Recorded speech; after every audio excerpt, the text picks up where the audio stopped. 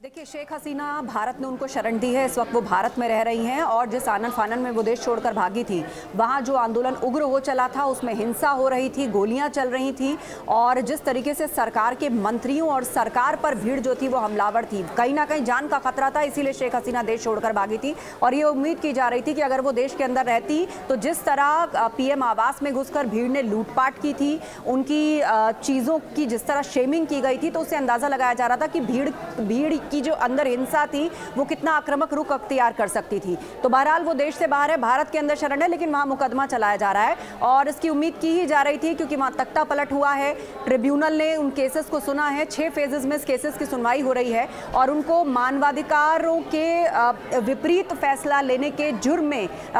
उन पर दोष साबित किया गया है और उनको फांसी की सजा सुनाई गई है।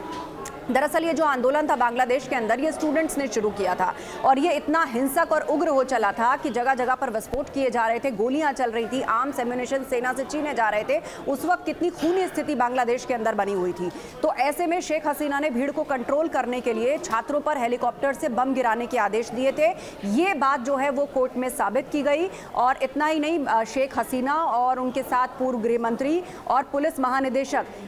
ये तीनों इस मामले में दोषी करार दिए गए हैं और उन तीनों को ही ये सजा सुनाई गई है। ये कहा गया है कि उन्होंने मानवाधिकारों की हत्या की है, उन्होंने स्टूडेंट्स पर गोलियां चलाने के आदेश दिए हैं।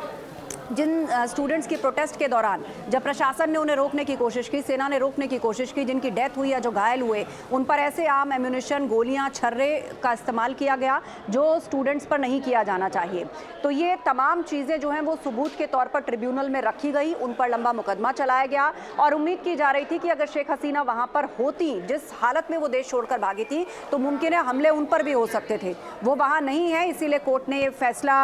इन सारी चीज़ों को, सबूतों को आधार मानते हुए, इतना ही नहीं, जो टेलीफोनिक कॉन्वर्सेशन जब ये आंदोलन चल रहा था, शेख हसीना, वहाँ के जो पुलिस महानिदेशक थे, उनके पूर्व गृह मंत्री थे, उन सब का भी हवाला ट्रिब्यूनल में प्रस्तुत किया है। उन कॉन्वर्सेशंस को सबूत बनाया गया है, आधार बनाया गया है कि इन्होंने स्टूडेंट्स पर ये जालिम ऑर्डर्स दिए,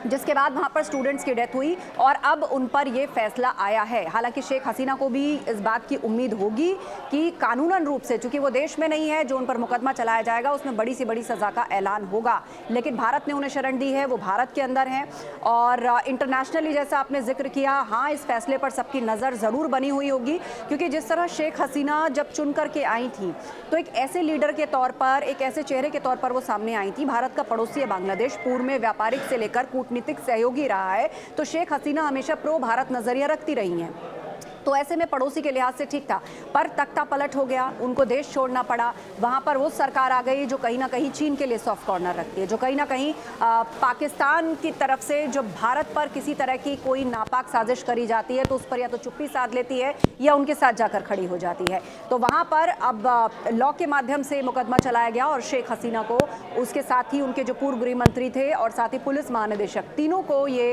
फांसी की सजा सुनाई गई। बिल्कुल आस्था, तीनों को सजाए मौत सुनाई गई है और आपसे ये भी जानना चाहेंगे कौन कौन से बड़े अपराध, क्योंकि हिंसा, नरसंहार तो था ही, ट्रिब्यूनल ने कौन कौन चीज़ों को मद्देनजर रखते हुए ये बड़ा फैसला सुनाया? देखिए, ट्रिब्यूनल ने करीब 1400 लोगों की हत्या को माना कि जो 1400 लोग वहाँ पर मरे, उन सब की हत्या शेख हसीना द्वारा करवाई गई। 11,000 से ज़्यादा लोग हिरासत में लिए गए, उनको टॉर्चर किया गया और ट्रिब्यून ये भी बता रहा है कि कौन कौन से साक्ष्य जो है वो शेख हसीना के खिलाफ उनको मिले हैं और फैसले से पहले पूरे मामले को पढ़ करके इसका रिकॉर्ड रखा जा रहा है और इसलिए प्रक्रिया जो है वो लंबी चलती है और पूरी तरह, क्योंकि 6 फेजेज़ में इस पूरे जजमेंट को आना है, तो ये फिलहाल पहला फेज़ है। हालांकि इसकी कोई इंटरनेशनल अथॉरिटी या आइडेंटिटी नहीं है, ये बांग्लादेश के अंदर उनका इंटरनेशनल क्राइम ट्रिब्यूनल है जिसने इस पूरे मामले को चलाया है। और इसके अलावा राजधानी ढाका में पुलिस को हिंसक प्रदर्शन की स्थिति में प्रदर्शनकारियों को गोली मारने के आदेश शेख हसीना ने दिए, इस बात को भी तस्दीक में रखा गया। और शेख हसीना ने फैसले से पहले समर्थकों को कुछ वीडियोज़ भेजे थे और उस वीडियोज़ को कोट करके कुछ संदेश लिखा था कि आगे क्या करना है, वो सब भी सबूत के तौर पर रखा गया। और